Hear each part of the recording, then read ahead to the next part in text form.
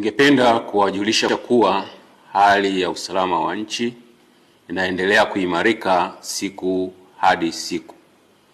Aidha, Jeshi la Polisi linaendelea kutimiza majukumu yake ya msingi ikiwemo ya kuhakikisha linasimamia uwepo wa amani, utulivu na usalama.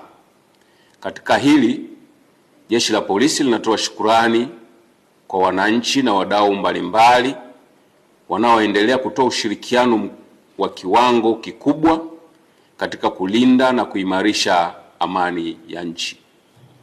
Hata hivyo, kama Jeshi la Polisi lilivyoeleza katika taarifa yake ya tarehe 3 mwezi huu wa 12 2025 kwamba upo uhalifu unaoendelea kupangwa na kuhamasishwa kwenye mitandao ya kijamii na kwenye makundi ya baadhi ya watu wakihamasisha kile wanachokiita maandamano ya amani na yasiyo na kikomo kuanzia tarehe 9 mwezi wa 12 2025.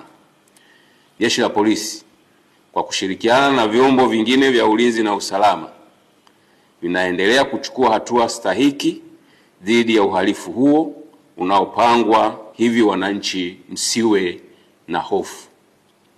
Sheria za nchi ikiwepo sheria ya polisi na polisi wasaidizi sura ya 322 kama ilivyofanywa marekebisho mwaka 2023 kifungu cha 43 kifungu kidogo cha kwanza kinatoa maelekezo na masharti ya kisheria kuwa mtu yeyote ambaye ana mpango wa kufanya, kukusanya, kuunda au kupanga mkusanyiko au maandamano ya hadhara anatakiwa kuwasilisha kwa maandishi notisi kuhusu kufanyika kwa mkusanyiko au maandamano hayo kwa afisa wa polisi msimamizi wa eneo hilo, akiainisha yafuatayo: A, sehemu ambayo maandamano yatafanyika au yatafanyikia; B,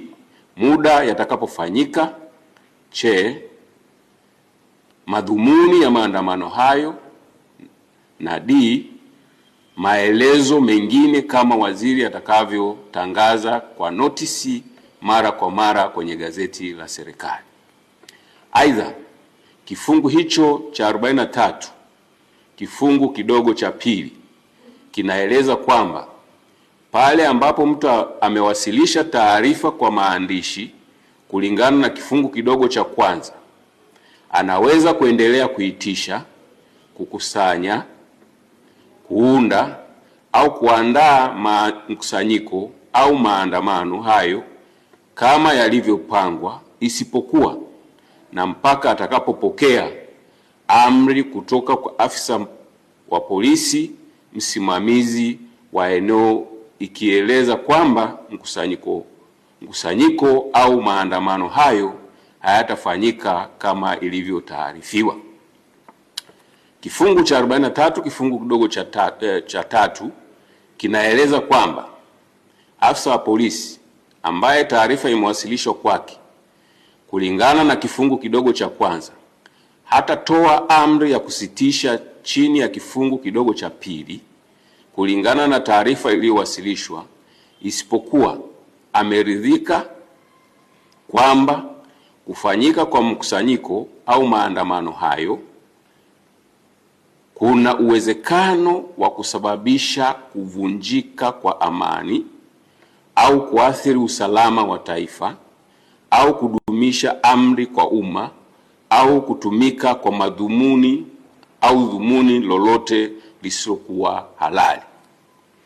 Kulingana na ufuatiliaji wa kina uliofanywa na unaoendelea kufanywa kwenye mitandao ya kijamii na kwa watu mbalimbali, na mbinu zinazohamasishwa zitumike kuanzia siku hiyo ya maandamano ya tarehe 9 Disemba 2025 kama ilivyoelezwa katika taarifa ya Jeshi la Polisi ya Disemba 3 2025 kuwa wanahamasisha kufanya yafuatayo: siku hiyo ya maandamano yasiyo na kikomo, yani tarehe 9 mwezi wa Disemba 2025, wanaelekezana ambaye hajui kutumia silaha na hajapitia mafunzo siku hiyo asishike silaha, wawaachie waliopata mafunzo ya matumizi ya silaha, kwa maana rahisi watu hawa wanazo silaha za kutimiza lengo ambalo wamekusudia. 2. Kupitia mitandao na klabu mbalimbali za mtandaoni wanahamasishana wahakikishe hakuna shughuli yoyote itakayokuwa inaendelea. 3. Pia wahakikishe wanaharibu na kuchoma moto minara yote ya mawasiliano ili nchi nzima ikose mawasiliano. 4. Wanahamasishana wahakikishe bandari ya Dar es Salaam haifanyi kazi, kwani watafunga barabara zote za kuingia na kutoka bandarini. 5. Siku hiyo na kuendelea wanahamasishana wafunge barabara zote za kuingia na kutoka katika mipaka yote ili kuhakikisha hakuna anayetoka au kuingia nchini. 6. Wanahamasishana kama vijana wakapore mali za watu kwa sababu wanacho kisingizio kuwa wana njaa. 7. Uhamasishaji huo umekwenda mbali zaidi kwa kuhamasisha siku hiyo waende pia kwenye mahospitali ili kuzuia huduma kwa wagonjwa zisitolewe, kwani wakifanya hivyo nchi itasimama. 8. Pia wanahamasishana kuwa watahakikisha wanawafuata popote walipo watumishi wa serikali ili wawadhuru. 9.